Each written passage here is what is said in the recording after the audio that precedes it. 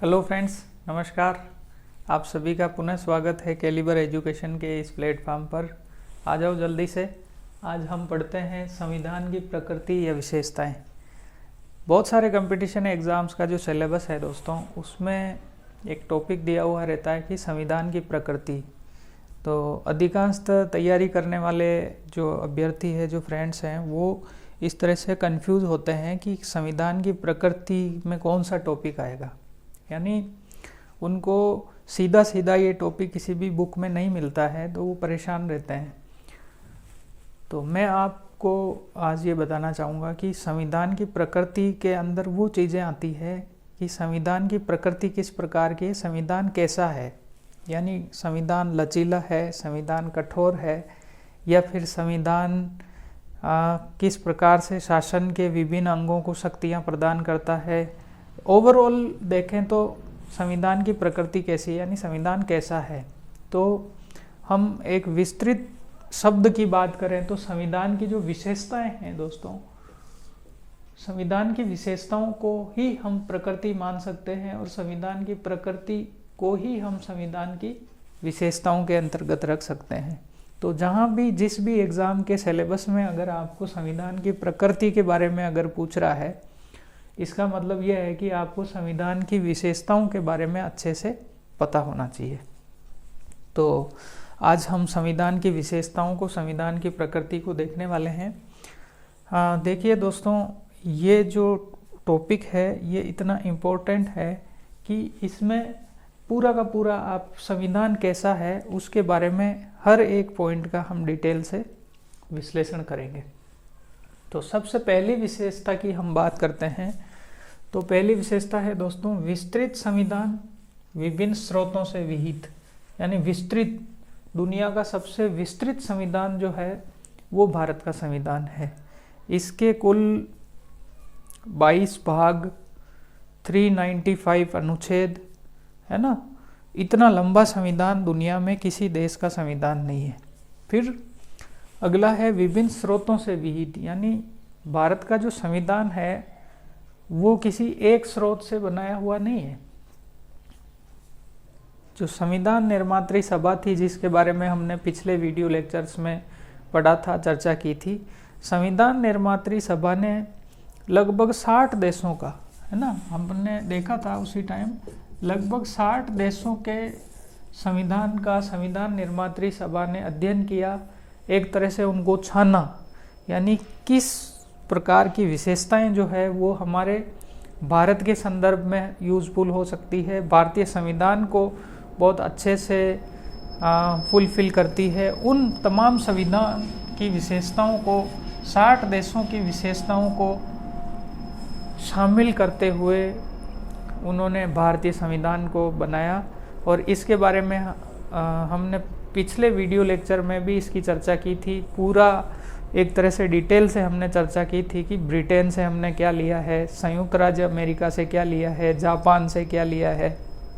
तो आप उस वीडियो लेक्चर को देख सकते हैं, आपको और डिटेल से अच्छे से समझ में आ जाएगा।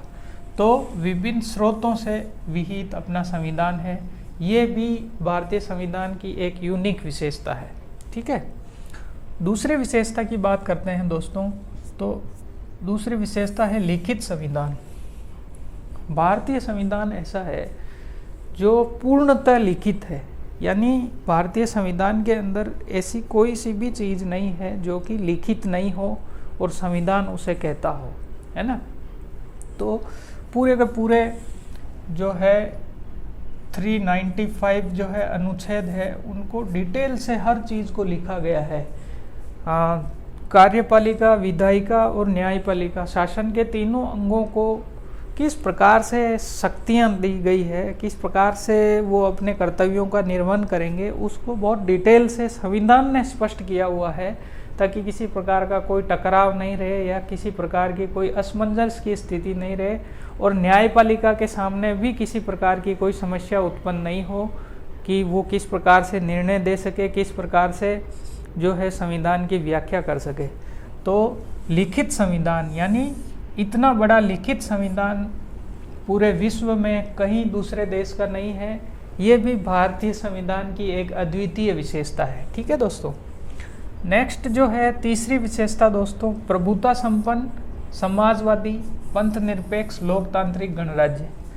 प्रभुता संपन्न यानी जो भारतीय शासन व्यवस्था है वो प्रभुता संपन्न होगी, यानी भारत अपने निर्णय लेने के लिए किसी दूसरे देश पर निर्भर नहीं रहेगा। वह अपने आंतरिक मामलों में और बाह्य मामलों में सेल्फ डिसीजन लेगा, खुद निर्णय लेगा कि उन्हें क्या करना है ना। तो पूरा का पूरा भारतीय संविधान है वो अपनी शासन व्यवस्था को, पूरे देश को प्रभुता संपन्न बनाता है। ठीक है। समाजवादी यानी जो आय के स्रोत हैं, यानी जो संसाधन है उन पर समाज का नियंत्रण होगा।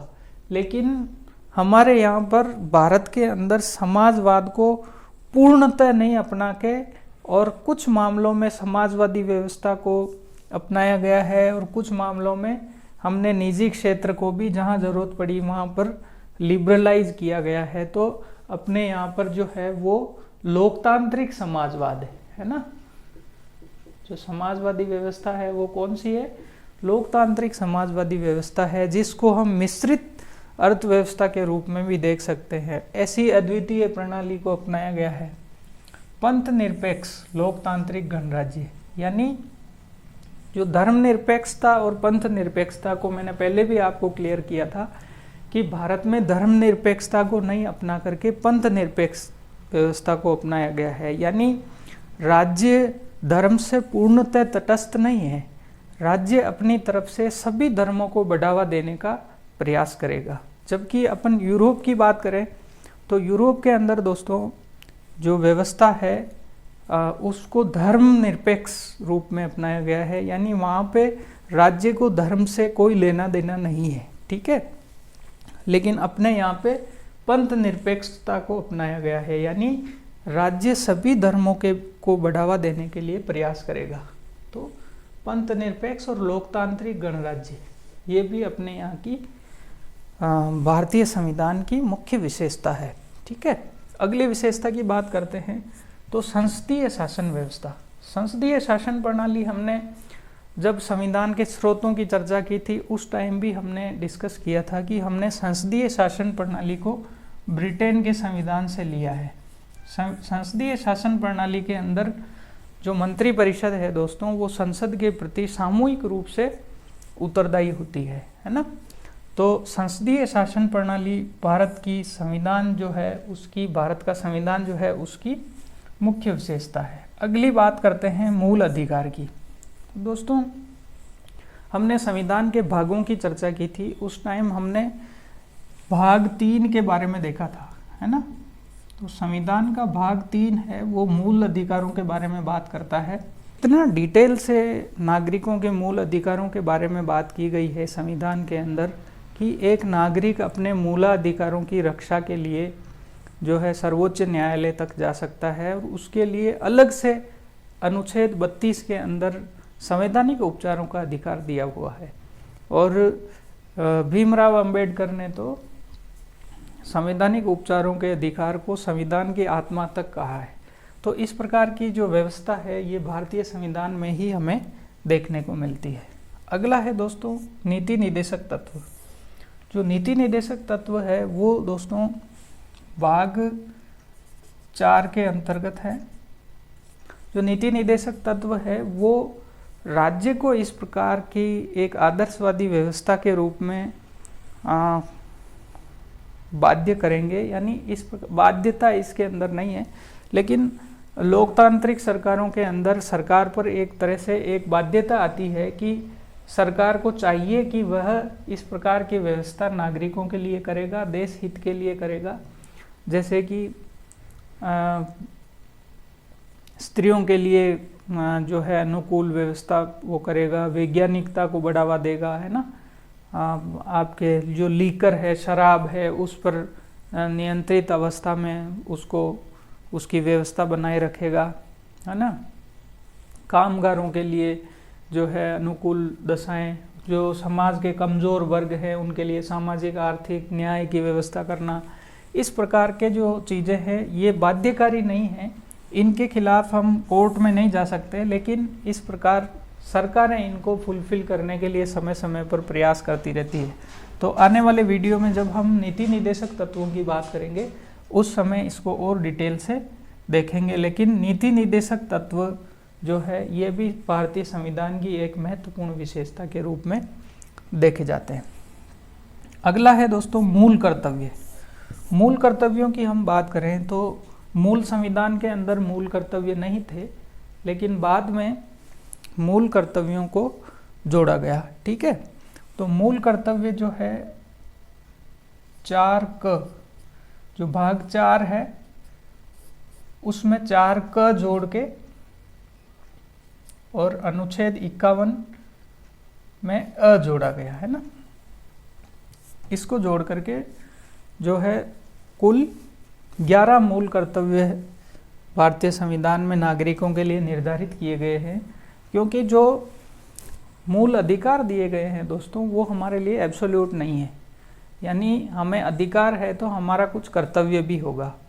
हमारे पास स्वतंत्रता का अधिकार है, इसका मतलब ये नहीं है कि हम किसी अन्य व्यक्ति की जो स्वतंत्रता है या उसके अधिकारों का हनन करें, या हम देश के लिए क्या कर सकते हैं, हम हमारे राष्ट्रीय ध्वज और उनकी रक्षा करें, हम भाईचारे को बढ़ावा दें, हम देश की संप्रभुता की रक्षा करें, है ना, वैज्ञानिक विचारधारा को बढ़ावा दें। इस प्रकार के कर्तव्य हैं दोस्तों मूल कर्तव्य। ये भी संविधान की एक महत्वपूर्ण विशेषता है। नेक्स्ट है दोस्तों स्वतंत्र न्यायपालिका। भारत में स्वतंत्र न्यायपालिका को अपनाया गया है और एकीकृत न्यायपालिका को अपनाया गया है, यानी जो डिस्ट्रिक्ट लेवल से ब्लॉक लेवल से लेकर के माननीय सर्वोच्च न्यायालय तक की जो न्यायपालिका है वो अपने आप में स्वतंत्र और एकीकृत है। पूरे देश में इसी प्रकार का न्यायिक सिस्टम है और न्यायपालिका अपने कार्यों को करने के लिए बिल्कुल पूर्णतः स्वतंत्र है। तो इस प्रकार जो है स्वतंत्र न्यायपालिका की व्यवस्था भी भारतीय संविधान की एक महत्वपूर्ण विशेषता है। अगली विशेषता है दोस्तों कठोर एवं लचीला संविधान। कठोर एवं लचीला संविधान जो है ये किस प्रकार है कि कठोर भी है और लचीला भी है ना। कुछ विशेषताएं ऐसी है जिनको संशोधित करने के लिए बहुत कठोर प्रावधान किए गए हैं, है ना। आधे से अधिक राज्यों की सहमति आवश्यक होती है ना। आधे से अधिक राज्यों की सहमति आवश्यक होती है। संसद का 2/3 जो बहुमत है, जिसको विशेष बहुमत भी बोला जाता है, उसकी ज़रूरत होती है। और कुछ प्रावधान ऐसे हैं जिनको संविधान जो है संसद साधारण बहुमत के माध्यम से भी संशोधित कर सकती है। तो इस तरह से परिस्थितियों के अनुसार कुछ परिस्थितियों में संविधान बहुत कठोर है जिसको संशोधित करना इतना आसान नहीं है, और कुछ परिस्थितियों में संविधान इतना लचीला है कि संसद आराम से एक साधारण बहुमत के द्वारा भी इसे संशोधित कर सकती है। तो संविधान संशोधन जो है अनुच्छेद 368 के तहत संसद की पावर है। इसको हम आगे चल के नेक्स्ट वीडियो में देखने वाले हैं। दोस्तों नेक्स्ट विशेषता की हम बात करें तो नेक्स्ट विशेषता है एकल नागरिकता। यानी भारत के अंदर जो है संविधान एकल नागरिकता की व्यवस्था करता है। यानी जो नागरिकता है उसको हमने देखा था कि अनुच्छेद 5 से लेके जो 11 तक है नागरिकता के बारे में बात की जाती है ना। तो एकल नागरिकता के तहत पूरे देश में एक ही नागरिकता होगी और वो नागरिकता होगी भारतीय नागरिकता, है ना, भारतीय नागरिकता। जिस प्रकार अगर हम अमेरिका की बात करें दोस्तों तो अमेरिका के अंदर राज्यों की नागरिकता अलग होगी और वहाँ के देश की नागरिकता अलग होगी। लेकिन यहाँ पर भारत के अंदर व्यवस्था ये की गई है कि यहाँ पर एकल नागरिकता को हमने अपनाया गया है। नेक्स्ट विशेषता की बात करें तो दोस्तों संविधान की सर्वोच्चता। संविधान की सर्वोच्चता यानी भारत के अंदर इस प्रकार की व्यवस्था की गई है कि संविधान जो है वो सर्वोच्च होगा। यानी न्यायपालिका भी जो है वो संविधान को अपना आधार बनाकर निर्णय करेगी। यानी न्यायपालिका भी संविधान की सर्वोच्चता को बनाए रखने के लिए प्रयास करेगी। संविधान ही सर्वोच्च है इस प्रकार के एक आदर्श को ध्यान में रखकर अपने निर्णय लेगी और संविधान की जो है सर्वोच्चता को ही ध्यान में रखकर न्यायपालिका अपने निर्णय देती है और संविधान की जो है एकमात्र व्याख्याता है वो भी न्यायपालिका है, यानी सर्वोच्चता संविधान की है। ये भारतीय संविधान की एक महत्वपूर्ण विशेषता है। अगली विशेषता की हम बात करते हैं तो दोस्तों यहाँ पर वयस्क मताधिकार को अपनाया गया है। भारत में किसी प्रकार का भेदभाव नहीं है। मताधिकार करने के लिए, मताधिकार के अपने उसका उपयोग करने के लिए प्रत्येक व्यक्ति जिसकी उम्र 18 वर्ष हो चुकी है वो अपने मत का प्रयोग 18 वर्ष की उम्र पूरी करने के बाद हर व्यक्ति जो भारत का नागरिक है वह मताधिकार का प्रयोग कर सकता है। यहाँ पे किसी प्रकार की बाउंडेशन नहीं है कि वो किस जाति से आता है, किस वर्ग से आता है, किस समुदाय से आता है ना। इस प्रकार की कोई भी यहाँ पर बाउंडेशन नहीं है, ठीक है। नेक्स्ट विशेषता की हम बात करते हैं दोस्तों, तो जो है आपातकालीन प्रावधान भारतीय संविधान के अंदर किए गए हैं। यानी हम आने वाले वीडियो लेक्चर्स में बात करेंगे कि अनुच्छेद 352 से 360 है दोस्तों, वो आपातकालीन प्रावधान के बारे में बात करता है। यानी किस प्रकार से ऐसी सशस्त्र विद्रोह के समय या फिर राज्यों का संवैधानिक तंत्र फेल होने की स्थिति में या वित्तीय आपातकाल की स्थिति में, ये 3 प्रकार के आपातकाल हैं। इन आपातकाल की स्थिति में संवैधानिक व्यवस्था किस प्रकार से होगी, किस प्रकार से अपना जो है शासन प्रणाली संचालित होगी, उसके बारे में उपबंध किए गए हैं। तो आपातकालीन उपबंध भी भारतीय संविधान की एक मूलभूत विशेषता है, ठीक है। अगली विशेषता की हम बात करें तो दोस्तों यहाँ पर ग्राम पंचायतों की स्थापना की गई है। यानी ग्राम पंचायतों की स्थापना को भी संवैधानिक दर्जा दिया गया है। जो 73वां संविधान संशोधन है दोस्तों, उसको 1992 में किया गया था और 93 में उसको लागू किया गया था। तो 73वें संविधान संशोधन करके और ग्राम पंचायतों को भी संवैधानिक स्थिति का दर्जा दिया गया है। यानी ग्राम पंचायतों का नियमित रूप से चुनाव करवाना, ग्राम पंचायतों में सोशल ऑडिट वगैरह करना और उनको शक्तियां प्रदान करना, महिलाओं को आरक्षण देना, इस प्रकार की सारी तमाम जो चीज़ें हैं वो एक बहुत अच्छे तरीके से संवैधानिक व्यवस्था के तहत भारत में की गई है, ठीक है। नेक्स्ट विशेषता की हम बात करते हैं तो भारत में संघीय व्यवस्था को अपनाया गया है, लेकिन संघीय व्यवस्था के अंदर एकात्मकता की ओर झुकाव है। इसको हम समझते हैं। संघीय व्यवस्था का मतलब ये है कि जो है भारत देश है वो भारत के अंतर्गत जितने भी राज्य हैं उनमें किसी समझौते का परिणाम नहीं है। यानी कि भारत एक एकात्मक देश है और अपनी शासन प्रशासन व्यवस्था को सुचारू रूप से संचालित करने के लिए सभी क्षेत्रों का एक तरह से सतत विकास करने के लिए और प्रतिनिधित्व सभी का समुचित करने के लिए जो है संघीय व्यवस्था को विभिन्न राज्यों की व्यवस्था की गई है ना। जिस प्रकार से हम अमेरिका की बात करें तो अमेरिका के अंदर सभी राज्यों के पास अपनी नागरिकताएं हैं, अपनी व्यवस्थाएं हैं और सभी राज्य अपने अपने हिसाब से स्वतंत्र है।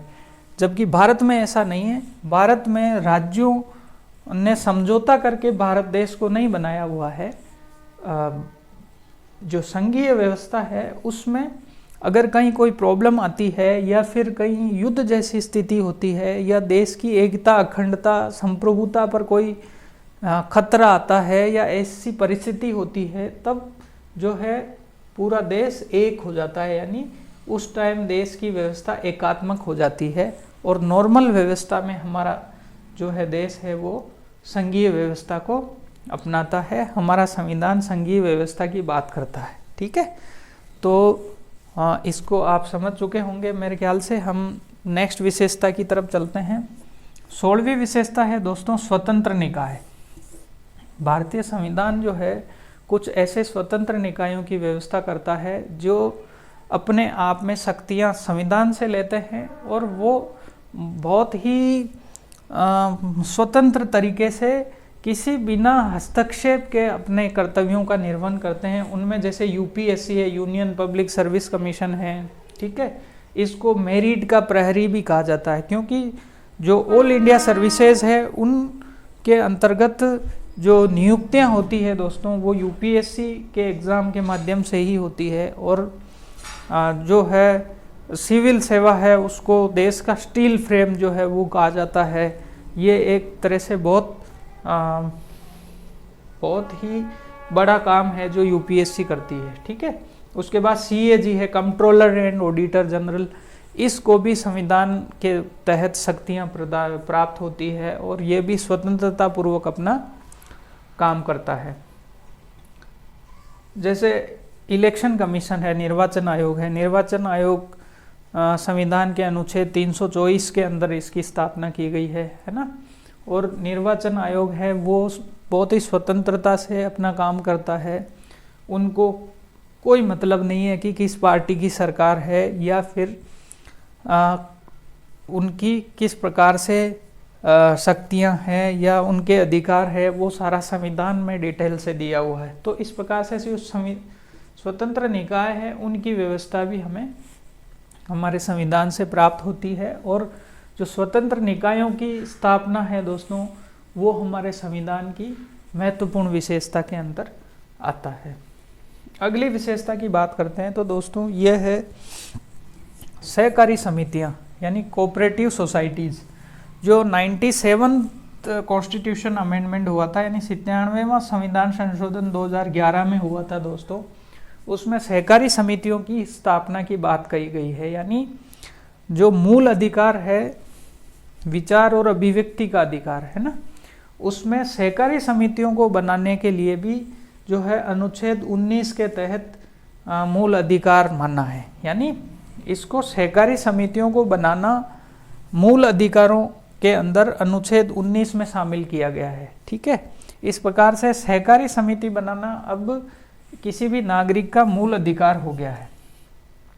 इस प्रकार से जो अनुच्छेद 43 है ना, अनुच्छेद 43 है, यानी नीति निर्देशक तत्वों के अंदर भी राज्य ये प्रयास करेगा कि सहकारिता को बढ़ावा देगा, सहकारी समितियों को बढ़ावा देगा, जिससे कि सभी नागरिकों का भला हो सके, सभी नागरिकों को लाभ हो सके।